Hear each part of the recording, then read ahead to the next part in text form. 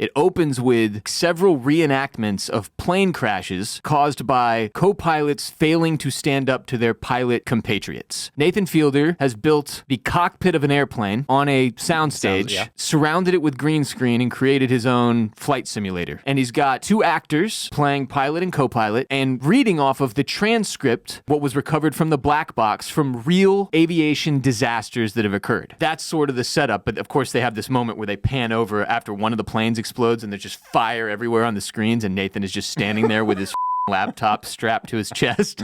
And so you're like, okay, what's the deal here? What is this going to be about? And then we meet John Goglia, who's the American aviation safety consultant and former member of the National Transportation Safety Board. Basically, Nathan hired this guy to speak to a group of students so that after the fact, he can approach him to talk about his premise. And his premise is that Nathan has been studying commercial aviation disasters and believes that many of these crashes are the result of poor communication in the cockpit. That is the premise of the season. And while it does take these wild asides at times, particularly the clones of dead dogs, but he even finds a way to tie that back into the aviation disaster premise. So this season does stay more tight. I think it's one of the things that was probably either a note he made for himself or a note that was given to him after season one, that if you can make it a little tighter and make it more cohesive and not seemingly so random and weird all of the time, then it will be better. And I think that worked. I totally agree. I sort of got a little bit of buy-in from my wife on this. I don't think she enjoyed it nearly as much as I did, but I was able to get her to sit down and watch these episodes with me because there was this core premise that was like far more approachable and even understandable. We eventually do get to the point where Nathan is centered, but in the first season, it's very much about his journey to like figuring out fatherhood, right? Right. Where this one is very much like a problem that exists outside of Nathan. It affects the general public. Yes. The flying public, as he refers to them.